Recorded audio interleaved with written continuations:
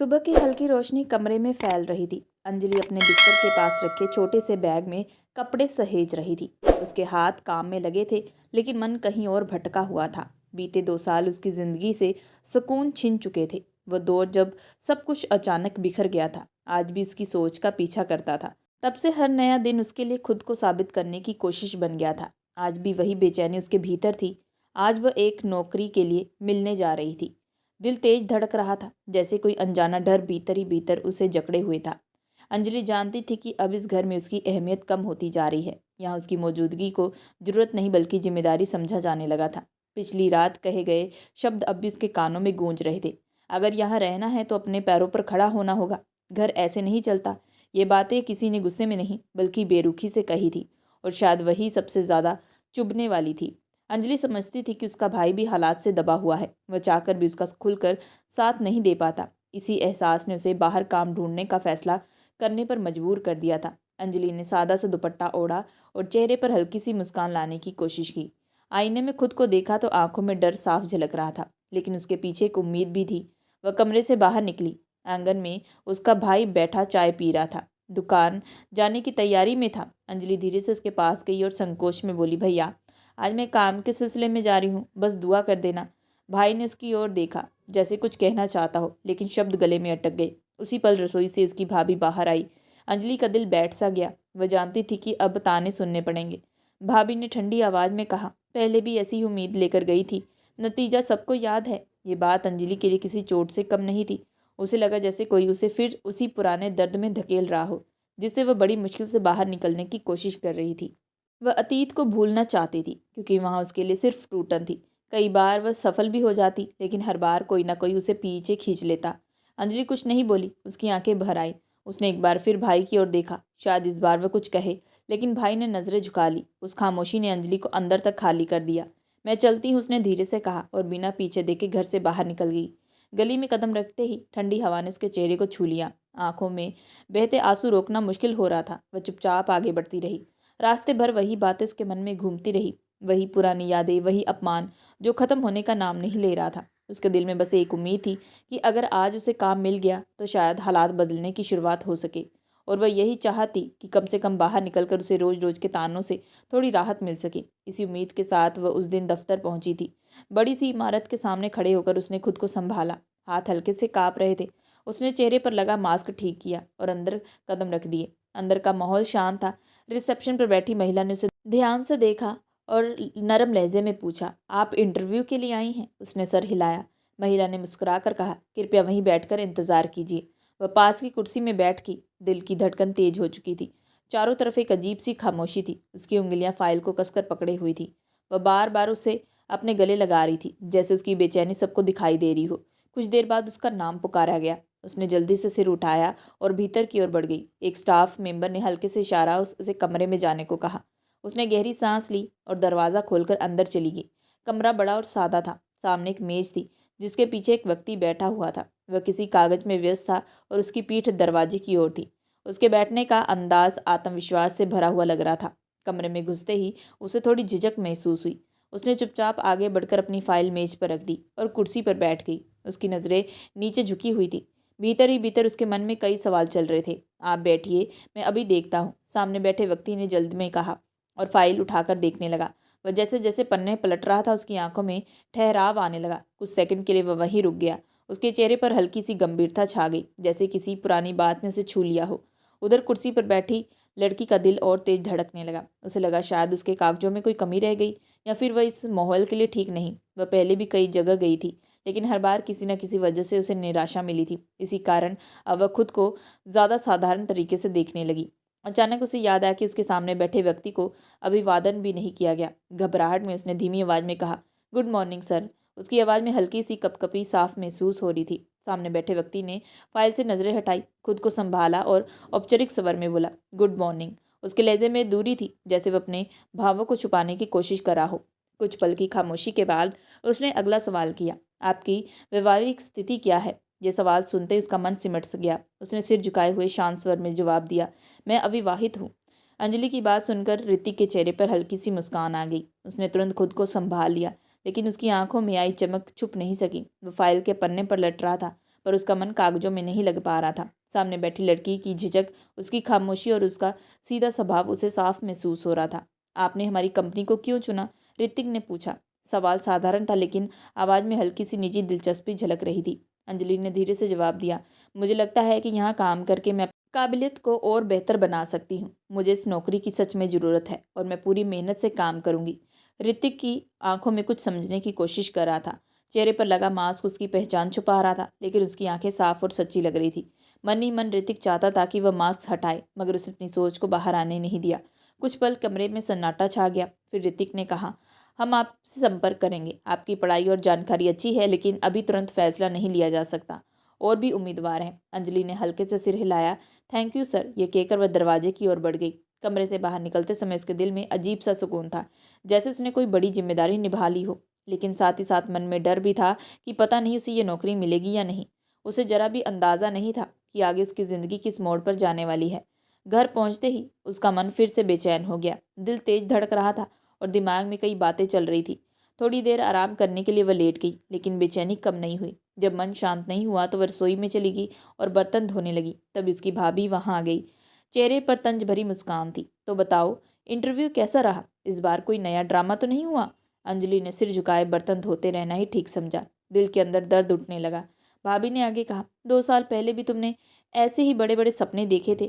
फिर क्या हुआ? सबको याद है हमें कितनी शर्मिंदगी उठानी पड़ी। अंजलि ने गहरी सांस ली और चुप रही, लेकिन भाभी के ताने रुक नहीं रहे थे। मैं पहले ही कहती हूँ, लड़कियों को इतनी छूट देना ठीक नहीं। अब देखो इस बार कौन सा बहाना लेकर आती हो।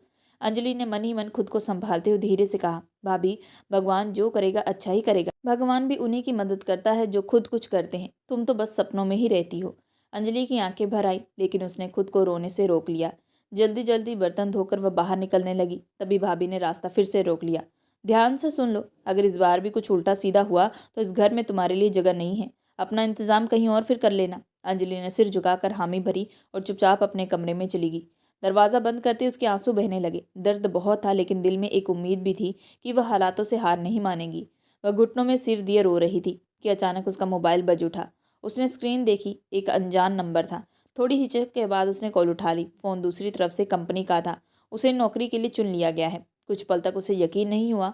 आंखों से खुशी के आंसू बह निकले। वह तुरंत बाहर दौड़ी और अपने भाई को खुशी खुशी बताया कि उसे नौकरी मिल गई है। भाई के चेहरे पर राहत साफ दिखी, लेकिन भाभी ने फिर ताने मारते शुरू कर दिए। पहले भी ऐसी ही खुशी मनाई थी। सब कुछ हमें पता है। जिन हालात में पैसे आए थे, उनका खामियाजा हम 2 साल भुगतते रहे हैं। अंजलि की आंखें फिर से भर आई। भाभी ने कहा, बस इतना ध्यान रखना हमारी इज्जत पर कोई आँच नहीं आनी चाहिए। अंजलि कुछ नहीं बोली, बस चुपचाप सिर झुका लिया। रात का सन्नाटा जैसे अंजलि के कमरे में उतर आया था। वह अपने बिस्तर के कोने में बैठी थी, आंखों में बहते आंसू रोकने की कोशिश करते हुए। जब जब उसे 2 साल पहले की वह घटना याद आती तो उसके सीने में कसक सी उठ जाती। ऐसा लगता जैसे किसी ने उसके दिल पर भारी पत्थर रख दिया हो। वह चाहकर भी उस दर्द से बाहर नहीं निकल पा रही थी। उस रात भी वह देर तक रोती रही। उसकी आंखें सूज चुकी थी, लेकिन उन्हें पहुंचने वाला कोई नहीं था। सुबह की हल्की रोशनी खिड़की से अंदर आई तो अंजलि ने खुद को संभाला। उसने जल्दी से शाल उठाई, कपड़े बदले और हल्का सा तैयार हुई। हमेशा की तरह उसने सादा कॉटन का सूट पहना, दुपट्टा कंधों पर फैलाया और चेहरे पर मास्क लगा लिया। शीशे में खुद को देखा तो आंखों में थकान साफ झलक रही थी, लेकिन उसने खुद को कमज़ोर नहीं होने दिया। बिना किसी शोर के वह कमरे से बाहर निकल आई। रसोई में पहुंचते ही उसने देखा कि उसका भाई नाश्ते की मेज पर बैठा था और भाभी काम में लगी थी।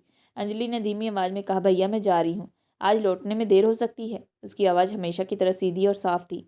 उसने कभी किसी से ऊंची आवाज़ में बात करना नहीं सीखा था। उसका स्वभाव ही ऐसा था, शांत और सुलझा हुआ। भाभी की आंखों में पुरानी नाराज़गी थी, जैसे कुछ कहने वाली हो, लेकिन इस बार भाई ने उनका हाथ हल्के से थाम लिया और इशारे से चुप रहने को कहा। फिर अंजलि की तरफ देखकर बोला, अपना ध्यान रखना, इस बार कोई गलती नहीं होनी चाहिए। अंजलि ने सिर हिला लिया और बिना कुछ कहे घर से बाहर निकल गई। ऑफिस पहुंचते ही उसने रिसेप्शन पर अपना नाम बताया। उसे चौथी मंजिल पर भेज दिया गया। लिफ्ट में खड़ी अंजलि की दिल की धड़कन तेज थी, लेकिन चेहरे पर कोई डर नहीं दिख रहा था। उसके मन में कई सवाल घूम रहे थे। क्या आज उसकी ज़िंदगी कोई नया मोड़ लेगी? क्या वह अपने पुराने जख्मों से आगे बढ़ पाएगी? चौथी मंजिल पर उतरते ही उसकी नज़र एक सादे व्यक्ति वाले पर पड़ी। लंबा कद, सदा हुआ पहनावा और चेहरे पर आत्मविश्वास। उसने मुस्कुराकर पूछा, क्या आप मिस अंजलि हैं? अंजलि ने सर हल्के से हिलाया। आइए मैं आपको अंदर ले चलता हूँ। मेरा नाम राहुल है, मैं यहीं मैनेजमेंट संभालता हूँ, उसने सहज लहजे में कहा। चलते हुए राहुल ने बताया कि अंजलि को कंपनी के डायरेक्टर की निजी सहायक के तौर पर रखा गया है। उसे ठीक ठाक सैलरी और काम के दौरान पूरी मदद दी जाएगी। अगर किसी भी बात में परेशानी हो तो वह बेझिझक पूछ सकती है। अंजलि के मन में पहली बार हल्की सी राहत महसूस हुई। इतने दिनों के बाद किसी ने उससे ढंग से बात की थी। राहुल ने कुर्सी की ओर इशारा करते हुए कहा, फिलहाल आप यहीं बैठकर इंतजार कीजिए, सर थोड़ी देर में आएंगे। जैसे उसने ये कहा कि अंजलि के दिल में अचानक अनजानी घबराहट उठी। उसका मन बिना वजह बेचैन हो गया। उसने खुद को समझाया कि यह सिर्फ एक नया माहौल है, इसलिए ऐसा लग रहा है। हॉल बड़ा और सलीके से सजा हुआ था। सभी कर्मचारी अपने काम में लगे थे। हर जगह शांति और अनुशासन था। अंजलि ने इधर उधर नजर दौड़ाई, लेकिन उसका ध्यान बार बार दरवाजे की ओर जा रहा था। कहीं अंदर ही अंदर कोई डर जाग रहा था, जिसका नाम वह खुद भी नहीं जानती थी। तभी अचानक पूरे ऑफिस में हलचल हुई। सभी कर्मचारी खड़े हो गए। एक शख्स तेज कदमों से अंदर आया। उसके पहनावे और चाल में गजब का रुतबा था। मास्क और चश्मे के पीछे चेहरा छुपा हुआ था, लेकिन उसकी मौजूदगी ही काफ़ी थी सबका ध्यान खींचने के लिए। लेकिन अंजलि का दिल जोरों से धड़क उठा। उसे लगा जैसे वह इंसान उसके लिए पूरी तरह अनजान नहीं है। उसने तुरंत खुद को संभाला। नहीं, ये सिर्फ मेरा वहम है, उसने मन ही मन सोचा। इतने बड़े पद पर बैठा इंसान उससे कैसे जुड़ा हो सकता है। वह व्यक्ति बिना किसी से रुके सीधा अपने केबिन की ओर चला गया। पूरे ऑफिस में उसकी मौजूदगी का असर साफ दिख रहा था। कुछ देर बाद राहुल अंजलि के पास आया और धीमे स्वर में बोला, सर आपको अपने केबिन में बुला रहे हैं। उनसे बहुत शांति और सम्मान से बात कीजिएगा, वे स्वभाव से काफ़ी सख्त हैं। अंजलि ने गहरी सांस ली और उठ खड़ी हुई। उसे नहीं पता था कि केबिन के उस दरवाजे के पीछे उसकी ज़िंदगी का कौन सा नया सच उसका इंतज़ार कर रहा है। अंजलि ने हल्की सी मुस्कान के साथ राहुल का धन्यवाद किया और अपने दिल की धड़कनों को संभालते हुए केबिन की ओर बढ़ गई। हर कदम के साथ उसका दिल और तेज धड़कने लगा।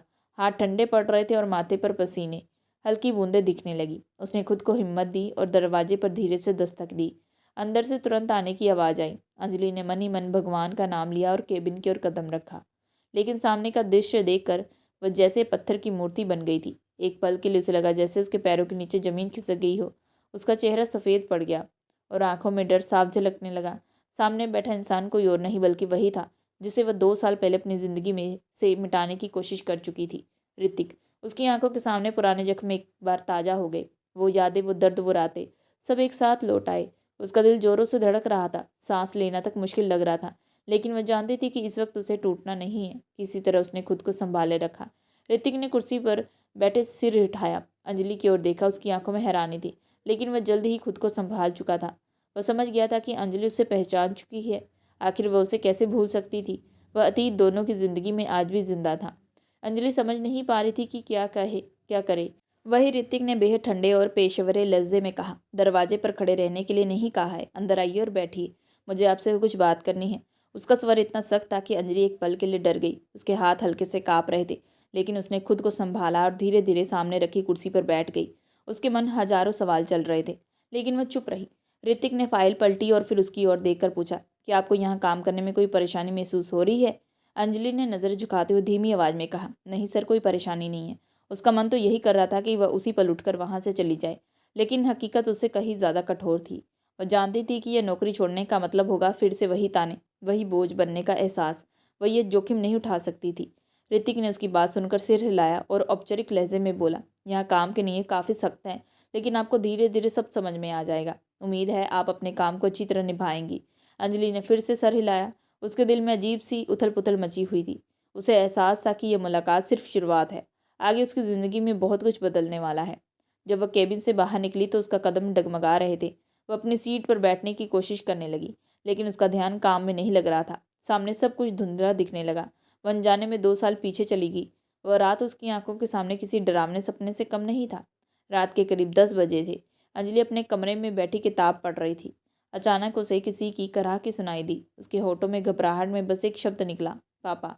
उसने किताब फेंक दी और दौड़ती हुई बाहर आई। सामने का दृश्य देखकर उसके पैरों तले जमीन खिसक गई। उसके पिता चारपाई पर बैठे थे और हाथ अपने दिल पर रखा था। उनका चेहरा दर्द से तड़प रहा था। पापा, क्या हुआ? अंजलि की आवाज़ काँप रही थी, लेकिन उनके पिता बोल नहीं पाए। बस एक कमज़ोर सी कराह निकल पड़ी। उनकी हालत तेज़ी से बिगड़ रही थी। अंजलि ने घबराकर अपने भाई और पड़ोसियों को बुलाया। सब हड़बड़ा गए। किसी तरह गाड़ी का इंतजाम हुआ और उन्हें अस्पताल ले जाया गया। पूरे रास्ते अंजलि को लग रहा था कि वक्त उसके हाथों से फिसलता जा रहा है। अस्पताल पहुंचते पहुंचते बहुत देर हो चुकी थी। डॉक्टर ने जांच की और फिर बाहर आकर गंभीर आवाज़ में कहा, आपके पिता को दिल का दौरा पड़ा है, इलाज संभव है लेकिन इसके लिए तुरंत करीब 1 लाख रुपए चाहिए। 1 लाख रुपए! ये सुनते ही अंजलि के पैरों तले जमीन निकल गई थी। इतनी बड़ी रकम उसके पास नहीं थी। उसका भाई सदमे में था। भाभी रो रही थी और अंजलि बस सब कुछ देखे जा रही थी। उसी वक्त उसके जहन में एक पुरानी याद उभरी। कॉलेज का वो कार्यक्रम जहाँ ऋतिक मुख्य अतिथि बनकर आया था। कार्यक्रम खत्म होने के बाद जब वह बाहर जा रहा था, तभी अचानक अफरा तफरी मच गई थी। अंजलि ने कुछ ऐसा देख लिया था जिसने उस दिन उसकी और ऋतिक की किस्मत को हमेशा के लिए जोड़ दिया था। उस दिन अंजलि की सूझबूझ और हिम्मत ने ऋतिक की जान बचा ली थी। उस हादसे के बाद ऋतिक ने उसका आभार जताते हुए अपना नंबर दिया था और कहा था कि अगर ज़िंदगी में कभी भी किसी मदद की ज़रूरत पड़े तो बिना झिझक फ़ोन करना। आज वही बात अंजलि के जहन में बार बार गूंज रही थी। उसने देर न करते हुए घर की ओर कदम बढ़ा दिया।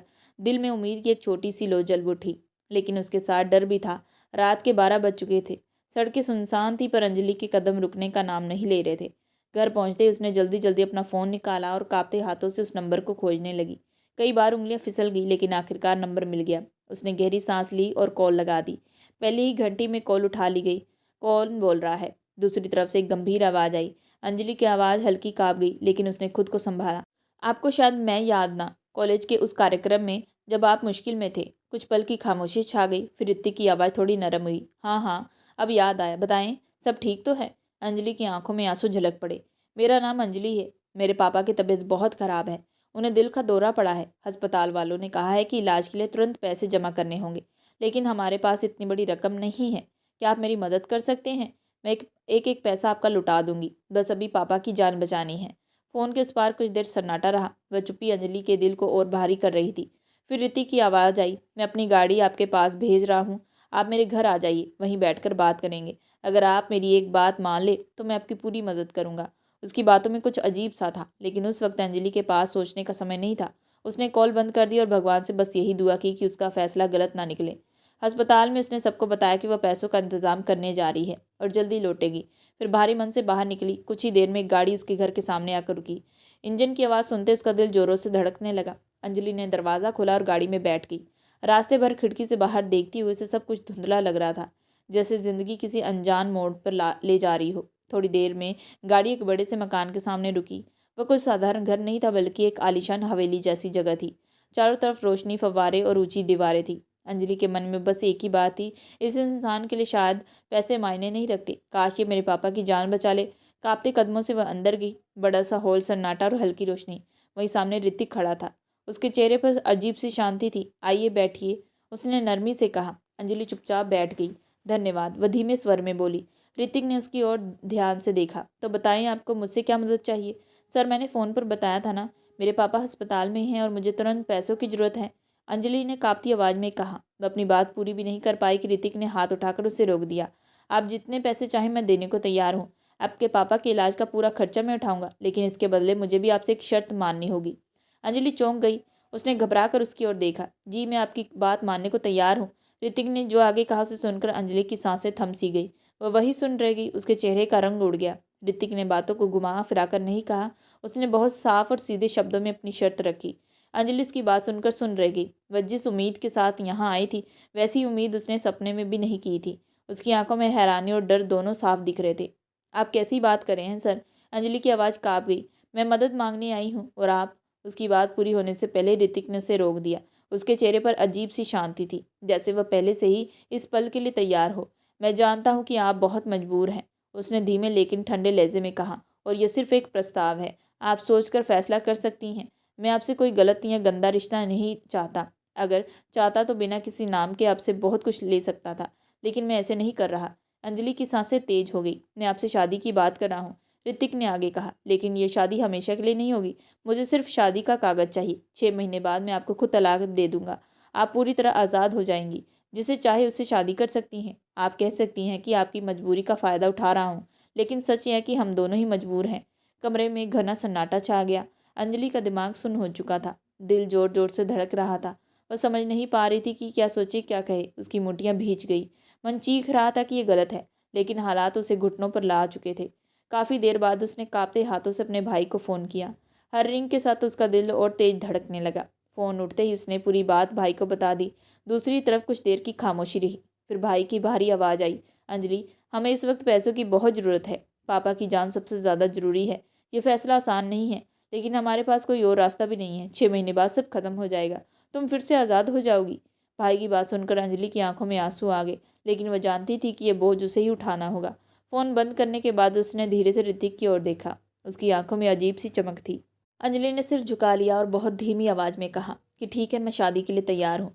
ऋतिक के चेहरे पर हल्की मुस्कान आ गई, जैसे उसने अपनी लड़ाई जीत ली हो। ये समझदारी भरा फैसला है, उसने कहा। कल ही शादी होगी और आपके पिता का इलाज के पैसे तुरंत मिल जाएंगे। अंजलि की आंखों में आंसू बह रहे थे, लेकिन वह खुद को मजबूत दिखाने की कोशिश कर रही थी। बिना कुछ कहे वह बाहर से बाहर निकल आई। बाहर आते उसने गहरी सांस ली, जैसे किसी भारी बोझ के नीचे दब गई हो। वह रात उसके और उसके भाई के लिए बेहद दर्दनाक थी। दोनों ने बहुत बातें की। ऋतिक कौन है, उसे क्या चाहिए, सब कुछ समझने की कोशिश की। आखिरकार उन्होंने यही माना कि इस वक्त पिता की जान सबसे अहम है। अगले दिन बहुत सादगी से अंजलि और ऋतिक की शादी हो गई। न ढोल न शोर। शादी के बाद ऋतिक ने 1 लाख रुपए अंजलि के भाई को दे दिए और बस इतना कहा कि घबराओ मत, 6 महीने बाद ये रिश्ता खत्म हो जाएगा। अंजलि के भीतर कोई खुशी नहीं थी, न डर न खुशी। जैसे सब कुछ बस एक समझौता था, जो समय पूरा होते खत्म हो जाएगा। उसे नहीं पता था कि यह समझौता उसकी पूरी जिंदगी को तोड़ देगा। समय बीतता गया, उसके पिता की हालत में कोई सुधार नहीं हुआ। 1 महीने बाद ही वह दुनिया छोड़कर चले गए। पैसे भी खर्च हो गए और अंजलि का सहारा भी चला गया। पिता के जाने के बाद उसने कई बार ऋतिक से संपर्क करने की कोशिश की, लेकिन कोई जवाब नहीं मिला। फिर धीरे धीरे 6 महीने पूरे हो गए। वह तलाक लेने के लिए ऋतिक के घर पहुंची, लेकिन वहां पता चला कि वह विदेश चला गया। कब लौटेगा किसी को पता नहीं। समय आगे बढ़ता गया। अंजलि के लिए आने वाले हर रिश्ते को यह ठुकरा दिया जाता कि वह पहले से शादीशुदा है। भाभी के ताने, भाई की खामोश नज़रें उसे हर दिन तोड़ती रही। वह बेगुनाह थी, लेकिन फिर भी हर इल्ज़ाम उसी पर आता। हर कोई उसे ही दोष दे रहा था और अंजलि चुपचाप सब सहती जा रही थी। अंजलि ने अपने पिता की खातिर अपनी पूरी ज़िंदगी दांव पर लगा दी, मगर इस सच्चाई को कोई समझना ही नहीं चाहता था।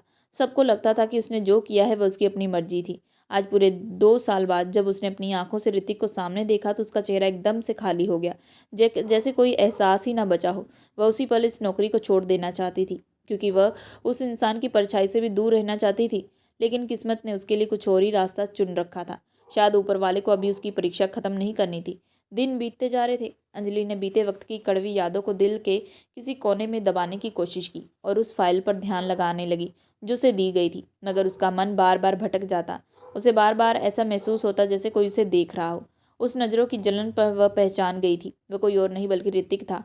पूरा दिन अंजलि इसी बेचैनी में गुजार बैठी। दिल पर एक अजीब सा बोझ था, लेकिन अब उसने मन बना लिया था कि आज वह इस बोझ को हमेशा के लिए उतार देगी।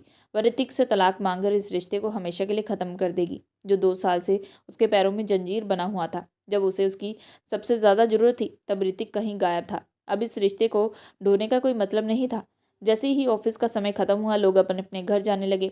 अंजलि ने खुद को संभाला और सीधा ऋतिक के केबिन की तरफ बढ़ गई। दिल जोरों से धड़क रहा था, हाथ कांप रहे थे, लेकिन उसने खुद को मजबूत रखा। उसने दरवाजे पर हल्की सी दस्तक दी और अंदर की ओर चली गई। ऋतिक अपने केबिन में था, शायद जाने की तैयारी कर रहा था। अंजलि को देखते ही वो ठहर सा गया। उसकी आंखों में हल्की सी हैरानी थी। अंजलि धीरे धीरे उसकी टेबल के पास पहुंची। सिर झुका हुआ था और आवाज़ बहुत धीमी। सर, ऑफिस का समय खत्म हो गया है, मुझे आपसे एक निजी बात करनी है। उसकी आवाज़ काँप रही थी, मगर उसने खुद को संभाले रखा। 2 साल में मैंने जो सहा है उसका हिसाब कोई नहीं दे सकता, लेकिन मैं शिकायत करने नहीं आई। हमारा समझौता हुआ था कि 6 महीने बाद आप मुझे तलाक देंगे।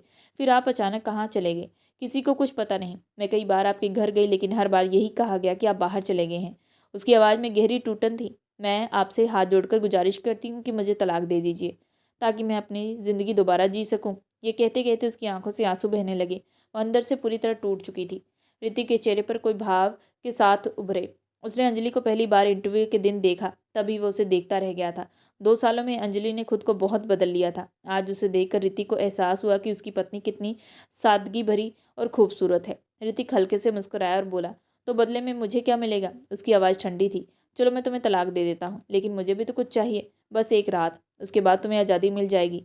वैसे भी तुम मेरी पत्नी हो, इतना हक तो मेरा बनता है। उसकी आंखों में गलत इरादों की झलक साफ दिख रही थी। वह अंजलि को ऊपर से नीचे तक देख रहा था। अंजलि ने आंसू भरी आंखों से उसकी तरफ देखा और गुस्से भर गई। आप कितने घटिया इंसान हैं। आपने 2 साल तक मुझे अपने नाम पर रोक रखा। मैंने क्या क्या नहीं सहा, और अब आप इस तरह की बातें कर रहे हैं। भगवान आपको कभी माफ़ नहीं करेगा। मैं आपकी गंदी सोच का हिस्सा नहीं बनूंगी। ये कहते ही वह दरवाजे की ओर मुड़ी। जैसे उसने दरवाज़ा खोलना चाहा, ऋतिक ने तेजी से उसका हाथ पकड़ लिया और उसे अपनी तरफ खींच लिया। डर और गुस्से के बीच अंजलि की आवाज़ सख्त हो गई, मेरा हाथ छोड़िए वरना मैं शोर मचा दूंगी। ऋतिक कुछ पल चुप रहा, फिर हल्की मुस्कान के साथ आगे बढ़ा और उसकी कमर पकड़कर उसे अपने करीब खींच लिया। पूरा ऑफिस खाली है मिसेस मेहरा। अंजलि की आंखों में डर साफ रहा था। यह वही इंसान था जिसे उसने कभी अपना सहारा समझा था, लेकिन आज वही उसकी हदें पार कर रहा था। मुझे छोड़ दीजिए, मैं यहाँ सिर्फ तलाक लेने आई हूँ। आप मुझसे ये सब बातें कैसे कर सकते हैं? वह खुद को छुड़ाने लगी, लेकिन ऋतिक की पकड़ और मजबूत हो गई। वह धीमी आवाज में बोला, मेरी पत्नी, तुमसे दूर रहना मेरे लिए आसान नहीं है, और रही बात तलाक की तो उसे भूल जाओ। अब सिर्फ तुम मेरी हो। ऋतिक की आंखों में एक अजीब सी चमक थी, जिसे देखकर अंजलि के दिल में बेचैनी दौड़ गई। बहुत जल्द मैं तुम्हारे घर आऊंगा, तुम्हें अपने नाम से जोड़ने। उसका आत्मविश्वास डराने वाला था। अंजलि कुछ बोल पाती उससे पहले ऋतिक थोड़ा पास आया और धीमी आवाज में बोला, जहाँ तक मेरे अचानक गायब होने की बात है, उसकी सच्चाई तुम्हें खुद समझ आ जाएगी। उसके शब्दों में रहस्य था, ठंडापन था। इतना कहकर उसने हल्के से अंजलि के माथे को छू लिया। अंजलि अपनी जगह जैसे जम गई, उसकी आंखों में आंसू बहने लगे। वह चाहकर भी खुद को अलग नहीं कर पा रही थी। दिल जोर जोर से धड़क रहा था, दिमाग सुन्न हो चुका था। ऋतिक के पास होने भर से अंजलि का दिल घबरा रहा था। वह पीछे हटना चाहती थी, लेकिन शरीर उसका साथ नहीं दे रहा था। ये सब उसके लिए अचानक और डरावना था। उसे ऐसा लग रहा था जैसे उसकी आज़ादी धीरे धीरे उसे छीनी जा रही हो। कुछ पल बाद उसने हिम्मत जुटाकर खुद को संभालने की कोशिश की। मुझे मेरे रास्ते से हटने दीजिए, मैं आपसे कोई रिश्ता नहीं चाहती। उसकी आवाज़ कांप रही थी, लेकिन शब्द साफ थे। ऋतिक ने हल्की मुस्कान के साथ कहा, अंजलि, तुम नहीं जानती तुम्हारी मौजूदगी मेरे अंदर क्या असर करती है। उसके लहजे में हद से ज़्यादा अपनापन था, जो अंजलि को और बेचैन कर रहा था। बस चुप रहिए। अंजलि का चेहरा गुस्से और अपमान से लाल हो गया। ये मत सोचिए कि आप जब चाहें जो चाहें कह सकते हैं। ऋतिक ने उसकी उंगली पकड़ ली, लेकिन अंजलि ने झटके से अपना हाथ छुड़ा लिया। मेरी हदें साफ है, उसने सख्त लहजे में कहा। कुछ पल रहने के बाद ऋतिक पीछे हट गया। ठीक है, उसने कहा, चलो मैं तुम्हारे घर छोड़ देता हूँ, लेकिन तैयार रहना, कल मैं फिर आऊँगा। इतना कहकर उसने खुद को संभाला, अपना कोट ठीक किया और बिना पीछे देखे ऑफिस से बाहर चला गया। अंजलि वहीं खड़ी रह गई, पैर जैसे जमीन में धंस गए थे। दिल की धड़कन तेज थी और दिमाग कुछ समझ नहीं पा रहा था। उसके भीतर डर भी था और एक अनजानी आशंका भी थी। वह जानती थी कि ऋतिक जो कहता है उसे पूरा करने की कोशिश जरूर करता है, लेकिन वह यह भी जानती थी कि वह अब और समझौते नहीं कर सकती। कुछ देर के बाद वह खुद को संभालते हुए बाहर आई। ऋतिक की गाड़ी बाहर खड़ी थी। हॉर्न की आवाज़ उसे बेचैन कर रही थी। वह चुपचाप गाड़ी का दरवाजे खोलने ही वाली थी कि ऋतिक की आवाज़ आई, ड्राइवर नहीं हूँ मैं, तुम्हारा पति हूँ, पास वाली सीट पर बैठो। मजबूरी में अंजलि उसके पास वाली सीट पर बैठ गई। ऋतिक ने एक नज़र उसकी तरफ देखा और गाड़ी आगे बढ़ा दी। पूरे रास्ते दोनों चुप रहे थे, लेकिन अंजलि के मन में एक तूफान चल रहा था। उसे एहसास नहीं था कि अगली सुबह उसकी ज़िंदगी में ऐसा मोड़ लाने वाली है जो कुछ सब बदल देगा। सुबह की हल्की रोशनी फैल रही थी, तभी घर के दरवाजे पर जोर जोर से दस्तक होने लगी। अंजलि की भाभी घबरा कर दरवाजे की ओर बढ़ी। जैसे ही उन्होंने दरवाज़ा खोला, बाहर एक महंगी काली गाड़ी खड़ी थी। उसके पास एक सदे हुए अंदाज में ऋतिक खड़ा था। भाभी एक पल के लिए चौंकी। जी आप? उनके मुंह से बस इतना ही निकल पाया। ऋतिक ने शांत लेकिन ठोस आवाज में कहा, मैं ऋतिक हूँ, अंजलि का पति। आज अपनी पत्नी को साथ ले जाने वाला हूँ। ये सुनते भाभी के चेहरे पर उलझन के बाद अचानक मुस्कान आ गई। अरे आइए आइए, अंदर आइए, कहते हुए उन्होंने दरवाज़ा पूरा खोल दिया। अंजलि उस समय रसोई में थी। बाहर की आवाज़ें सुनकर वह भी निकल गई। जैसे उसकी नज़र ऋतिक पर पड़ी, वह एकदम से ठिठक गई। आंखों में हैरानी थी, गुस्सा था और दिल में डर। उसका भाई भी कमरे से बाहर आ गया। आप यहाँ कैसे? उसने असहज होकर पूछा। ऋतिक ने बिना हिचक जवाब दिया, मैं अपनी पत्नी को लेने आया हूँ, आज ही। घर में एक पल के लिए सन्नाटा छा गया। भाई सोच में पड़ गया। वह जानता था कि ऋतिक जैसे लोगों से बहस करना आसान नहीं होता। ऊपर से समाज में ये रिश्ता बहुत बड़ा माना जाता है। थोड़ी देर बाद उसने कहा, ठीक है, लेकिन विदाई के लिए थोड़ी तैयारी तो करनी पड़ेगी। ऋतिक के चेहरे पर सख्ती उभर आई। मुझे किसी तैयारी की जरूरत नहीं, मैं अपनी पत्नी को लेने आया हूँ अभी। भाभी ने तुरंत बात संभाली। अरे इसमें चिंता की क्या बात है? जब दामाद खुद लेने आए हैं तो हमें खुशी से विदा कर देनी चाहिए। अंजलि कोने में खड़ी सब सुन रही थी। उसका दिल जोर जोर से धड़क रहा था। वह अपने भाई की तरफ देख रही थी, लेकिन उसकी आंखों में भी मजबूरी थी। आखिरकार भाई ने गहरी सांस ली। ठीक है, अगर आप यही चाहते हैं तो। ऋतिक ने सिर हिलाया और अंजलि की ओर देखा। चलो। अंजलि को ऐसा लगा जैसे उसके पैरों के नीचे से जमीन खिसक गई हो। उसने कभी नहीं सोचा था कि ये रिश्ता इस तरह शुरू होगा। वह कुछ बोल भी नहीं पाई। भाई ने औपचारिकता निभाते हुए कहा, कम से कम दुल्हन की तरह तो विदा कर लेते। ऋतिक ने हल्की मुस्कान के साथ कहा, मेरी पत्नी को किसी जोड़े की जरूरत नहीं है, वह जैसी है वैसी ही काफ़ी है। इतना कहकर उसने अंजलि का हाथ थाम लिया और बाहर ले गया। गाड़ी में बैठते ही अंजलि का मन भारी हो गया। उसे साफ समझ आ रहा था कि ये उसकी मर्जी से नहीं हो रहा, लेकिन विरोध करने की ताकत भी उसमें नहीं बची थी। गाड़ी चल पड़ी। ऋतिक ने उसकी ओर देखकर कहा, अब तुम मेरी जिम्मेदारी हो। अंजलि ने खिड़की से बाहर देखते हुए आंखें बंद कर ली। उसके मन में गुस्से और सवालों की भीड़ थी। जिस इंसान ने उसे 2 साल अकेला छोड़ दिया, वह आज ऐसे कैसे अधिकार जता रहा था। हवेली पहुंचकर ऋतिक उसे बड़े से लॉन में ले गया और सोफे पर बिठाया। फिर अचानक वो उसके सामने जमीन पर बैठ गया। अंजलि हैरानी से उसे देखने लगी। ऋतिक ने नरम आवाज में कहा, अंजलि, मुझे पता है मैंने तुम्हें बहुत दर्द दिया। शुरू में ये शादी मेरे लिए एक समझौता थी। उसने सर झुका लिया। मेरे दादाजी की शर्त थी कि शादी के बाद मेरी जिम्मेदारी मुझे सौंपी जाएगी। मुझे उस वक्त सिर्फ एक कागज चाहिए था। अंजलि चुप रही। उसकी आंखें फिर भी नम थी। ऋतिक आगे बोला, जिस दिन तुम्हारे पिता का इलाज चल रहा था, उसी रात मुझे खबर मिली कि मेरी माँ की हालत बहुत खराब है। वह विदेश में थी। मैं उसी वक्त वहाँ चला गया। उसकी आवाज़ में पछतावा साफ झलक रहा था। वहाँ सब कुछ मेरे हाथ से निकल गया। समय कैसे बीत गया पता नहीं चला। अंजलि अब भी कुछ नहीं बोली। उसके दिल में दर्द था लेकिन भरोसा नहीं। ऋतिक ने धीरे से कहा, 1 साल पहले मेरी जिंदगी पूरी तरह बदल चुकी थी। जिस दिन मेरी माँ का देहांत हो गया, उस दिन उसने तय कर लिया कि अब वह परदेश में नहीं रहेगा। उसने अपना सारा कारोबार हिंदुस्तान वापस लाने का फैसला किया। ये कहते उसकी आंखें नम हो गई और आवाज़ कुछ भारी हो गई। जब वह भारत लौटा तो उसे खुद नहीं पता था कि अंजलि की यादें उसे इस कदर घेर लेगी। हर मोड़ पर, हर चेहरे में उसे बस वही दिखती थी। उसके मन में यही ठान लिया कि वह उसे ढूंढेगा और इस बार किसी समझौते के लिए नहीं, बल्कि पूरी ईमानदारी से उसे अपनी ज़िंदगी में शामिल करेगा। लेकिन किस्मत ने उसे ढूंढने का मौका देने की बजाय खुद ही दोनों को आमने सामने लाकर खड़ा कर दिया। ऋतिक ने गहरी सांस ली और कहा कि वह जानता है उसने बहुत बड़ी गलती की थी। उसे अपने वादे पर खड़ा उतरना चाहिए था। उस वक्त अगर वह लौट जाता तो शायद अंजलि को इतना अकेलापन और दर्द ना सहना पड़ता। लेकिन अब उसे लगता है कि शायद भगवान ने सब कुछ किसी और वजह से रोका था। अंजलि चुपचाप उसकी बातें सुन रही थी। उसकी आंखों में अब ना गुस्सा था न नफरत, बस एक अजीब सी नमी और कोमलता थी। ऋतिक ने धीरे से उसका हाथ थाम लिया, जैसे डर हो कि कहीं वह फिर से छूट ना जाए। उसने बेहद साफ शब्दों में कहा, आज वह उसके सामने किसी सौदे या मजबूरी के लिए पति की तरह नहीं बैठा है, बल्कि एक ऐसे इंसान की तरह बैठा है जिसे सच्चा प्यार हो गया है। वह चाहता है कि अंजलि की ज़िंदगी में अभी कर डर, ताने या अकेलापन ना हो। उसने वादा किया कि वह उसे हर हाल में खुशी देगा जिसकी वह हकदार है। अंजलि काफ़ी देर तक उसे देखती रही। उसे यकीन करना मुश्किल लग रहा था कि वही इंसान जिसने कभी उसकी ज़िंदगी को एक बोझ बना दिया था, आज इतनी सच्चाई और पछतावे के साथ उसके सामने बैठा है। उसने अपने बीते हुए 2 साल याद किए, जब उसने सिर्फ चुप रहकर हर दर्द सहा था और अपने रिश्ते को ईमानदारी से निभाया था। शायद वही धैर्य, वही निष्ठा आज उसकी ज़िंदगी को एक नया मोड़ देने आई थी।